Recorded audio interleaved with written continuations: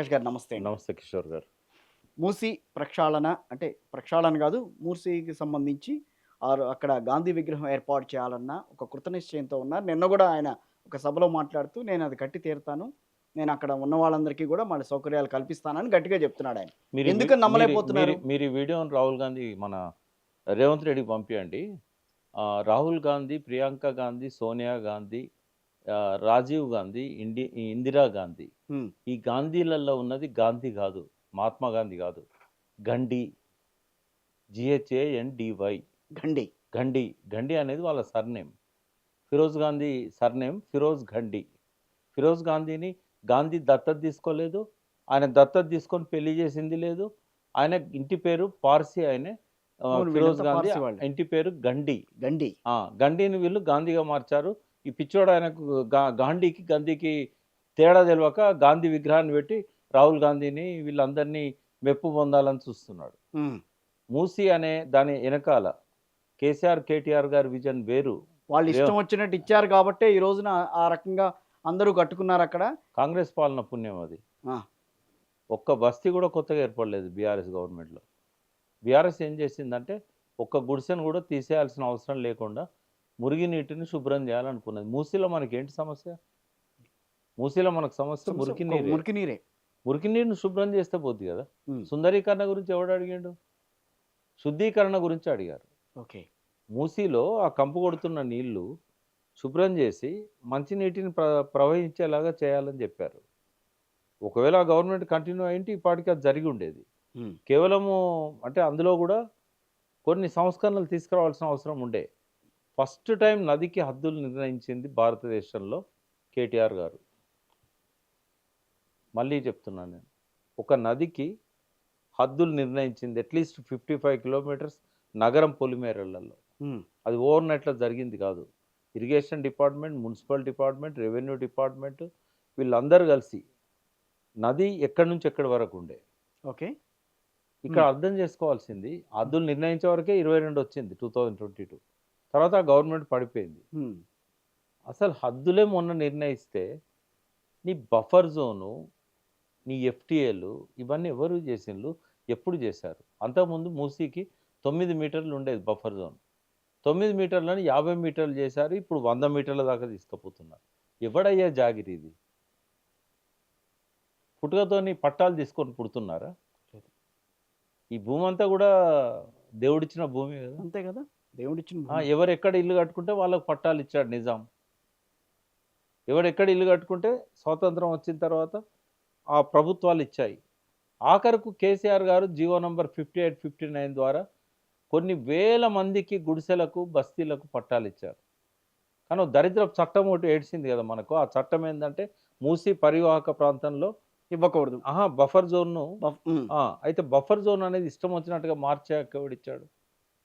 ఆనాడు గనుక ఇది అడ్డం రాకపోతే కేసీఆర్ గారు మూసీ ఒడ్డున ఉన్న బస్తీలన్నిటికీ శాంక్షన్ చేసేవాడు. ఆ పట్టాలు ఇచ్చేవాడు. ఆ చట్టపరమైన అంశాలు, పర్యావరణకు సంబంధించిన నియమాలు వాల్టా యాక్ట్ అని అవును. 2002లో తీసుకొచ్చిన చట్టం ఉంది. హ్మ్. ఈ వాల్టా ఇష్టం వచ్చినట్టుగా బఫర్ జోన్‌లు పెట్టారు. హ్మ్. ఇప్పుడు we have to go by reality. Hmm. Given situation accept చేయాలి. వాళ్ళు మనుషులు గారా? వాళ్ళకి ఓట్లు లేవా? వాళ్ళ బాడీలో రక్తం ప్రవహించలేదా? వాళ్ళని ఎందుకు తొలగించాలి? ఎందుకు తొలగించాలి? వరద వచ్చినప్పుడు వాళ్ళు ఇబ్బంది పడతారని. యెస్. ఎప్పుడొచ్చినాయి వరదలు? ప్రకృతి పరంగా వచ్చిన వరదలు లాస్ట్ వరదలు 62, 63. నువ్వు చేసిన వెధవ పని వల్ల ఆ వరదలు ఇవాళ మూసీ నదిలో నుంచి పోకుండా బయట నుంచి బయట నుంచి వస్తున్నాయి. వస్తున్నాయి. ఏమేం చేశావు? ఇష్టం వచ్చినట్టు గుళ్ళు కడతా అంటే చూసుకుంటూ కూర్చున్నావు. అంటే నేననేది ఒక్క ప్రభుత్వాన్ని అనట్లేదు. మోస్ట్ ఆఫ్ ది టైమ్ పరిపాలించింది కాంగ్రెస్ ప్రభుత్వం. తర్వాత తెలుగుదేశం ప్రభుత్వం 18 ఏళ్ళు. ఆ పీరియడ్‌లో గుళ్ళు కట్టారు. ఆ గోడలు లోపలికి పోయి ఆక్రమించారు. మూసీ గోడలు లోపలికి వెళ్లి నిజాం ఆక్రమించారు. నిజాం పాలనలో కట్టిన గోడలు లోపలికి పోయి ఆడ మొత్తం నింపేశారు. డంపింగ్ చేశారు. హ్మ్. ఆడ జొన్న తోటలు, అరటి తోటలు, ఆడ గడ్డి పెంచుకుంటున్నారు పశువులకు. హ్మ్. ఆడ పోయి బర్రెలు కట్టేస్తున్నారు. పాలు పిండుకుంటున్నారు. రకరకాల శ్మశాన వాటికలొస్తే పర్వాలేదు. హ్మ్. రకరకాల నిర్మాణాలొచ్చినాయి. హ్మ్. గౌలిగూడ బస్ స్టాండ్‌ను హ్మ్. మూసీ నట్టనడి నదిలో కట్టారు గదా! కట్టారు. ఎవడు వాడు కట్టింది? ఏ పార్టీ వాడు? దాన్ని ఎందుకు ఆపలేకపోయారు? పక్కనే ఉన్న హైకోర్టు చూస్తే ఎందుకు కూర్చున్నది సోమోటోగా ఈ నదిని కాపాడాలి, ఈ నదిలో ఈ నిర్మాణాలు ఉండొద్దు. జడ్జెస్ అంతా 2 ఒడ్ల మీదకెళ్ళే కదా పోయేది హైకోర్టులకి. అంతేగా వాటి మించి ఎందుకు వెళ్ళాలి. ఆపలేకపోయారు? ప్రజలు ఎందుకు ఆపలేకపోయారు? సెన్సిటైజ్ ఎందుకు చేయలేకపోయారు? ఇప్పుడు నీ గుడిసెలు అడ్డం వచ్చినాయి గానీ బస్ స్టాండ్ అడ్డం రాలేదా? అందులో కట్టిన మెట్రో స్టేషన్ అడ్డం రావట్లేదా? రైట్. అవి కాదా ఇవాళ నీళ్లు బయటికి పోవడానికి కారణం? నీ ఇంజినీర్లకు రెగ్యులేషన్ చేయడం రాదు కదా! మూసీలో 35,000 క్యూసెక్‌ల కెపాసిటీ కంటే ఎక్కువొస్తే ఒడ్లు దాటి బయటికొస్తాయనే సంగతి తెలుసు కదా! ఎందుకు రెగ్యులేట్ చేయకపోతున్నారు? ఎందుకు నిండా వచ్చేదాకా నింపుకొని పెట్టుకుంటున్నారు? ప్రభుత్వం ఎందుకు వాళ్ళకు ఆదేశాలు ఇవ్వడం లేదు? లాస్ట్ మినిట్‌లో ఎందుకు గేట్‌లన్నీ తెరుస్తున్నారు? నీకు ఎక్కడి నుంచి వరదలొస్తున్నాయి? హ్మ్. పైనంతా గూడా నీకు చెట్లు నరికేసి వర్షపాతం తగ్గింది రంగారెడ్డి జిల్లాల. ఒకవేళ నిజంగానే వర్షాలు పడ్డాయనుకుందాము. వాటర్ హార్వెస్టింగ్ స్ట్రక్చర్ చేయండి పైన. ఎట్లాగా నీళ్లు తాగుతలేరు గదా! అవన్నీ పాయకాన్ల నీళ్ళే గదా! గండిపేటలకొచ్చేది, తర్వాత ఎంఎస్ సాగర్‌లకొచ్చేది డర్టీ వాటర్. ఒకటేమో కూరగాయలు పండిస్తున్నారు, పూల తోటలున్నాయి పైన. వాటన్నిటికి వాడే పెస్టిసైడ్సు, ఆ విషం నీళ్ళంతా గూడా ఇళ్ళకే వస్తున్నాయి ఎంఎస్ సాగర్ అండ్ గండిపేట. రెండోది అక్కడ రకరకాల రిసార్ట్‌ల పేరు మీద 111 జీవోని వయలేట్ జేసి చాలా కట్టారు. వాటి టాయిలెట్ కంపంతా గూడా అందులోకే వస్తున్నది. ఇది రాకుండా ఆపి కేసీఆర్ గారు ఒక అద్భుతమైన ప్లాన్ చేశారు. 111 జీవోని మాడిఫై చేద్దాము. అటువంటి చెత్త నీరు రాకుండా దానికి సెపరేట్ ఛానలైజ్ చేద్దాం. చేసి ఆ నీళ్ళని ప్యూరిఫై చేసి వ్యవసాయానికి ఇద్దాం. ప్యూరిఫై చేసి ఇస్తానని ఆయన. ఎస్టీపీలు పెట్టి వ్యవసాయానికి దాన్ని మళ్లించుదాం. ఈ రెండిటిని కూడా గోదావరి నీళ్ళతో నింపి మూసీని ప్రక్షాళన చేద్దాం. మూసీలో 8,000 పైచిలుకు ఇండ్లను గుర్తించారు. బఫర్ జోన్‌లో ఉన్నాయని. బట్ బఫర్ జోన్‌ను తగ్గిస్తే అందులో చాలా వరకు బయటపడతాయి. వారి దృష్టిలో ఉండేది. హ్మ్. బఫర్ జోన్ 10 మీటర్స్ అట్లా పెట్టి వీటన్నిటిని బయటేద్దాము. బయటికి బస్తీ కొంచెం వాసులను ఒకవేళ తప్పనిసరిగా ఓ 3,000 4,000 ఇండ్లో గనుక వాళ్ళని ఇక్కడి నుంచి షిఫ్ట్ చేయాల్సిన పరిస్థితి వస్తే పక్కనే రేస్ కోర్స్ ఉన్నది. రేస్ కోర్స్ ఉంది. రేస్ కోర్సు తీసుకొని మాకు బయట జాగ ఇవ్వమని వాళ్ళు ఎన్నో రోజుల నుంచి సురేందర్ రెడ్డి గారు ఇంకా ఉన్నారు ఆయన 94, 93 ఇయర్స్. హ్మ్. ఆయన దాని చైర్మన్‌గా చాలా కాలం చేశారు. ఇప్పుడు కూడా ఉండొచ్చు. వాళ్ళు ఎన్నడో దరఖాస్తు పెట్టుకున్నారు ప్రభుత్వానికి. ఇంత విలువైన రేస్ కోర్సు భూములు పక్కనే ఉన్నాయి.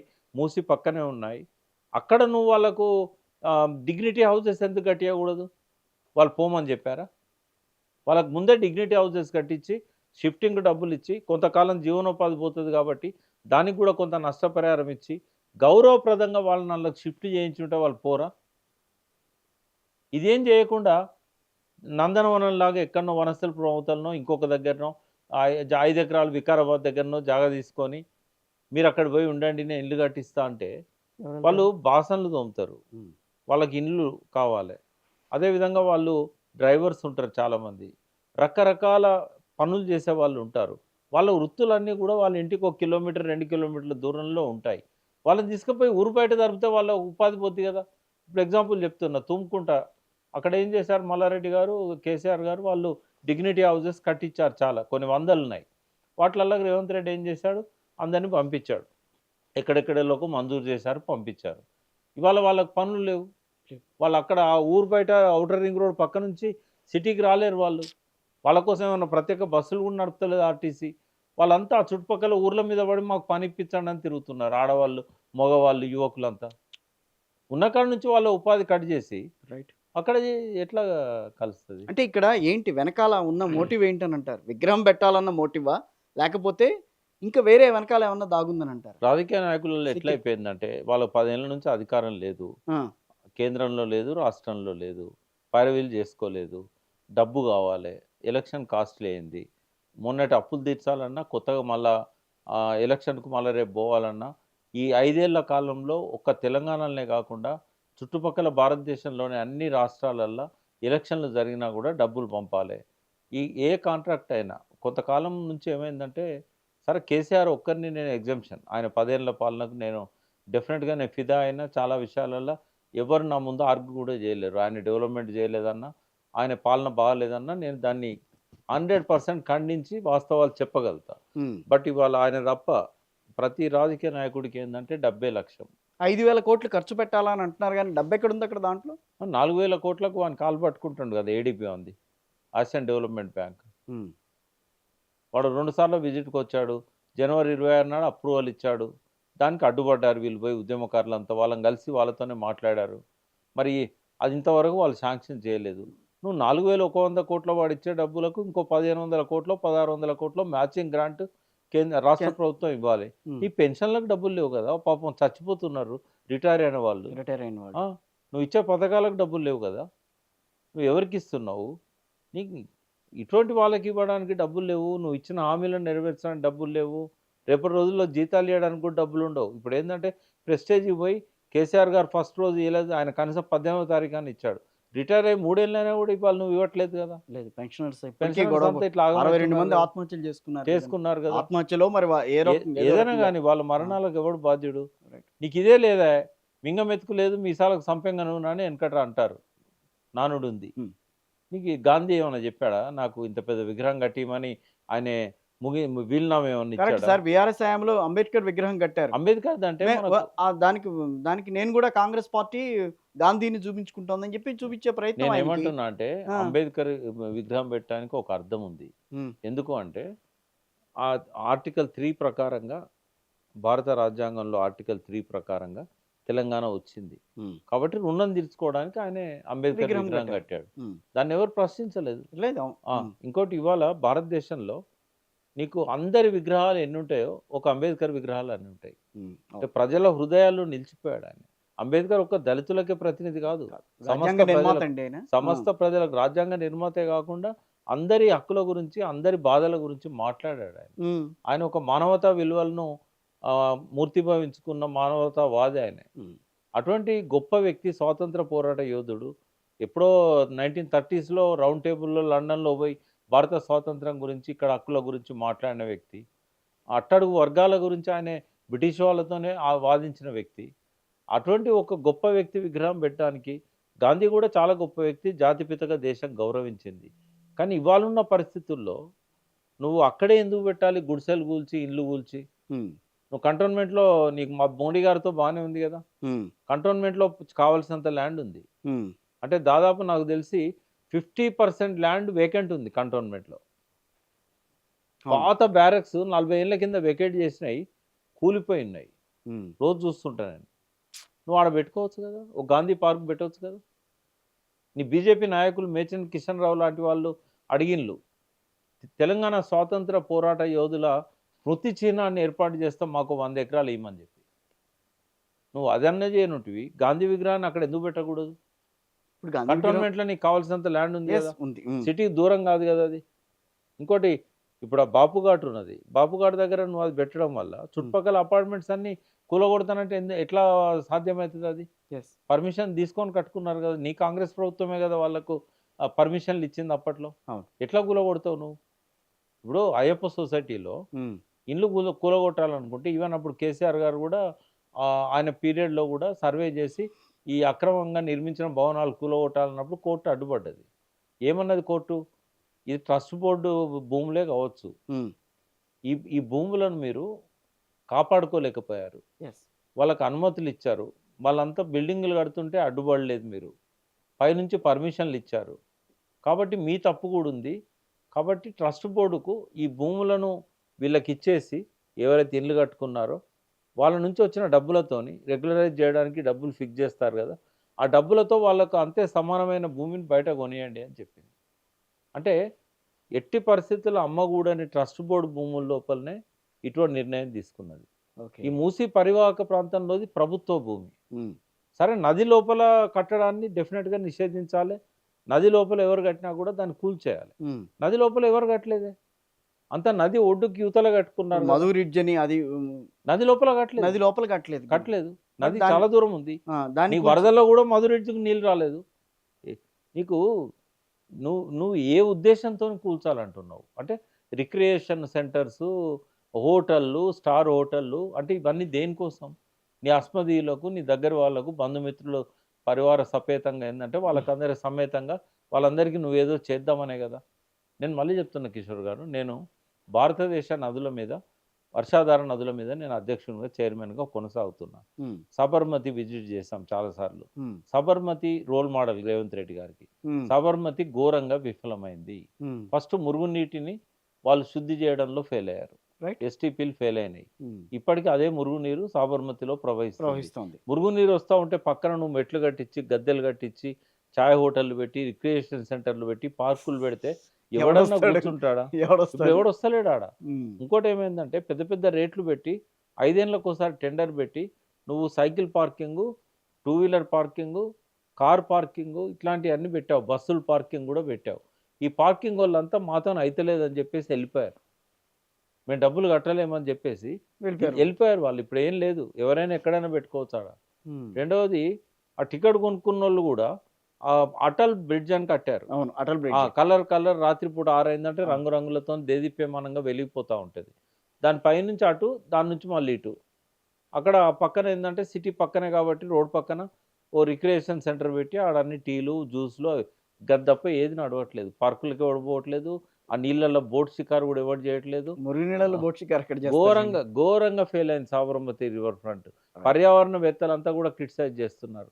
ఇంకా ఏంటంటే రిహాబిలిటేషన్ కోసం తొలగించిన బస్తీవాసులందరికీ ఈ రోజు వరకు కూడా వాళ్ళకి ఎమ్యూనిటీస్ ఏర్పాటు చేయలేదు, డబ్బులు సరిగా ఇవ్వలేదు. ఘనత వహించిన మోడీ గారు ఆ రాష్ట్రానికి 9 ఏళ్ళకు పైన 11 ఏళ్ళ దాకా 11 ఏళ్ళు 13 ఏళ్ళు ముఖ్యమంత్రిగా ఉండి సాబర్మతి కోసం ఎవాక్యుయేట్ చేసిన ఆ రిహాబిలిటేషన్ కూడా ఇస్తలేడు. రేవంత్ రెడ్డి నుంచి ఏమి ఎక్స్పెక్ట్ చేస్తాం? నరేంద్ర మోడీ విఫలమైన కాడ రేవంత్ రెడ్డి సక్సెస్ అవుతాడా? కాబట్టి బస్తీవాసుల హక్కు, దాన్ని గౌరవించాలి, తొలగించాల్సిన అవసరం లేదు. బఫర్ జోన్ను తగ్గించాలి. మూసి ఈ ఈ తతంగం అంతా కూడా డబ్బులు సంపాదించడానికి కాంట్రాక్టర్లకు వర్క్స్ ఇచ్చి అందులో కమిషన్లు దండుకోవడానికి. మూడవది ఏంటంటే వాళ్ళ దగ్గర వాళ్ళకు రకరకాల రిక్రియేషన్ల కోసం గజానికి 1,00,000 2,00,000 విలువైన భూములన్నీ అప్పచెప్పడానికి. అంతేగాని ఇలా ప్రజల క్షేమం లేదు, ప్రజా సంక్షేమం లేదు. అదేంటి క్షేమం ఉంది, ప్రజా సంక్షేమం ఉంది. మురుగునీటిని శుద్ధి చేసే మెకానిజం కూడా వీళ్ళకి లేదు. ఓకే. ఎస్టీపీలతో కాదు అది. ఓకే. పెరుగుతున్నాయి సిటీలు. ఇప్పుడు 39 అమృత్ స్కీమ్లో మళ్ళీ ఎస్టీపీలు వచ్చినాయి. ఎస్టీపీలు ఇదివరకు కేసీఆర్ గారు, కేటీఆర్ గారు ఇచ్చిన 31 ఎస్టీపీలు చాలా వరకు ఇంకా మొదలే కాలేదు. అది పూర్తి చేసే ఫండింగ్ ఈయన దగ్గర లేదు. 3,600 కోట్లు ఒకటే జియోతో ఇష్యూ చేశారు వాళ్ళు. ఆ డబ్బులే లేవు. ఈయన ఇప్పుడు ఎవరికైనా ప్రాధాన్యతల క్రమం అనేది ఒకటి ఉంటుంది. ఇది ఆ priority. Right sir, thank you very much.